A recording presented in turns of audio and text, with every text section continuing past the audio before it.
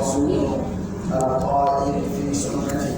من غشنا فليس منا رواه مسلم صلى الله عليه وعلى